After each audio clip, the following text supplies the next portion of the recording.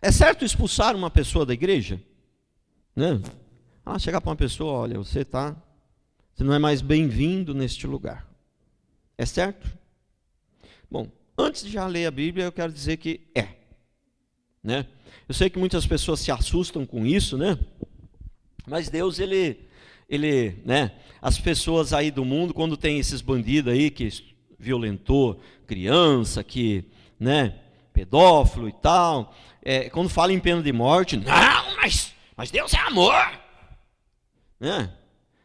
Deus não expulsava da igreja, não tinha a situação que ele matava, entendeu? Matava.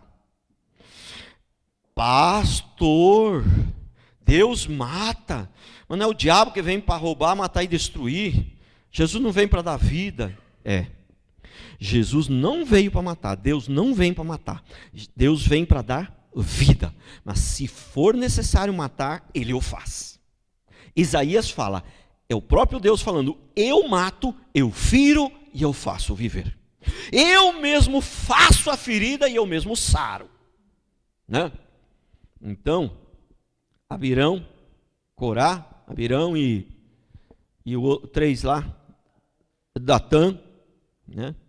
Eles eram muito rebeldes, e não foi um errinho só, né? Lógico que não vai expulsar a pessoa da igreja por causa de uma coisa. É igual essa questão da pena de morte. Eles falam, não, mas se o cara foi inocente, mas se o cara foi inocente, ninguém vai matar um cara, ninguém vai condenar um cara à pena de morte, um cara que foi condenado pela primeira vez. A pena de morte é esses caras que já foi condenado um monte de vezes. A ficha deles que eles falam lá é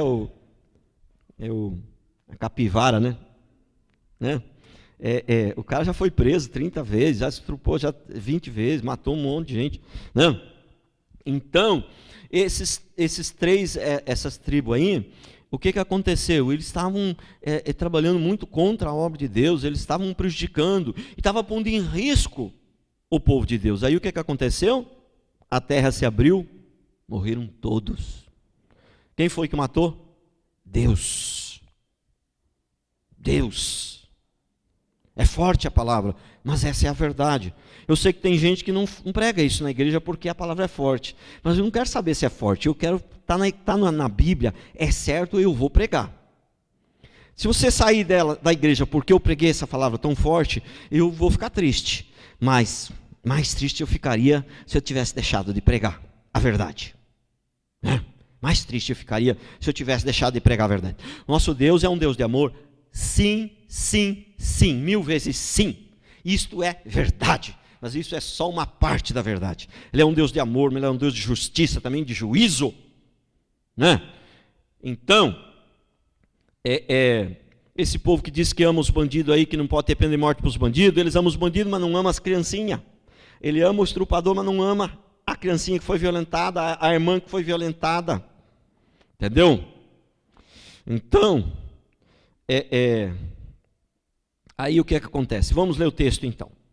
1 Coríntios 5, 9 a 13. Já em carta vos escrevi que não vos associeis com os impuros. Olha como é forte isso aqui. Refiro-me com isto não propriamente aos impuros deste mundo, ou avarentos, ou roubadores, ou idólatras, pois nesse caso terias de sair do mundo. Mas agora vos escrevo que não vos associeis com alguém dizendo-se irmão, for impuro, avarento ou maldizente, ou idólatra, ou beberrão, ou roubador, com este tal nem ainda comais. Agora olha o 12, o que fala o 12 e o 13. Pois, com que direito haveria eu de julgar os de fora, não julgais vós os de dentro? Ora, os de fora, porém, Deus os julgará. Expulsai, pois, de entre vós o malfeitor. A Bíblia diz que onde tiver um fermento, ele pode levedar toda a massa. Então é lógico que eu, em 23 anos de ministério, só fiz isso 2 vezes. Para 23 anos de ministério, é bem pouco, né? Louvado seja Deus, que minha alegria seria se eu não precisasse fazer isso nunca mais, até o fim do meu ministério. Mas se for necessário fazer, para proteger aqueles outros que são sérios, para não se perder tudo, eu o farei. Entendeu? Porque, sabe o que acontece? Pastor, servo de Deus, desculpe a expressão, é para cabra macho, não é para covarde. Chefe de família, você que é pai de família, que é o chefe da sua casa, não é para covarde, não é para frouxo, é para cabra macho, porque tem decisões que você tem que tomar, que elas são difíceis, elas são duras, mas são necessárias.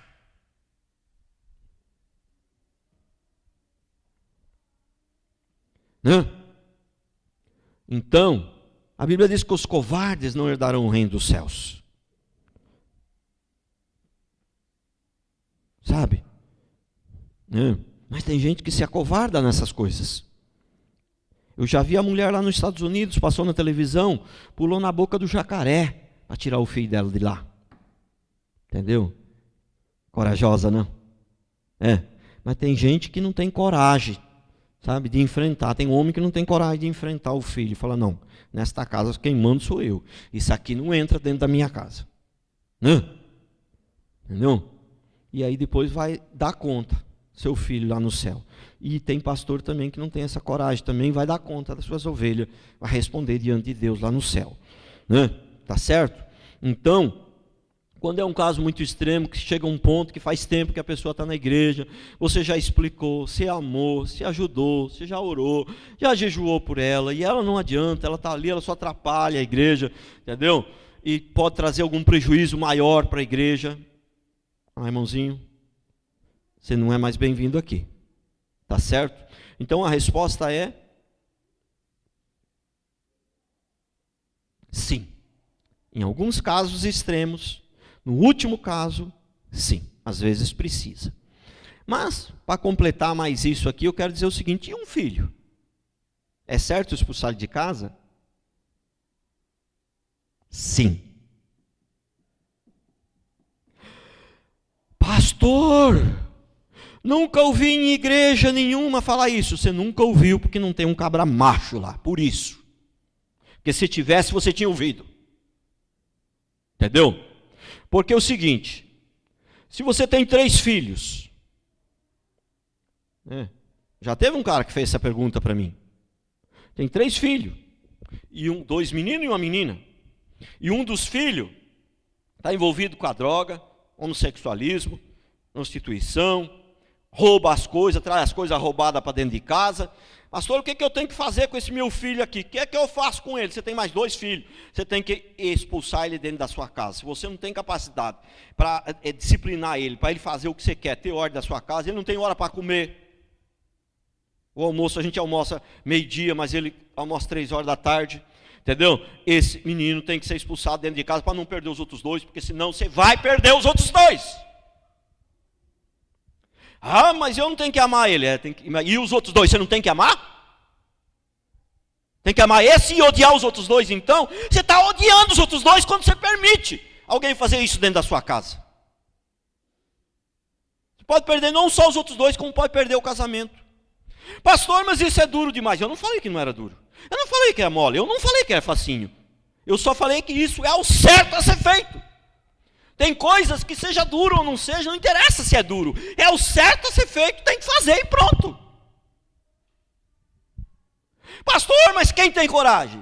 Quem não tem coragem, um dia vai responder diante de Deus. Os covardes vão responder diante de Deus.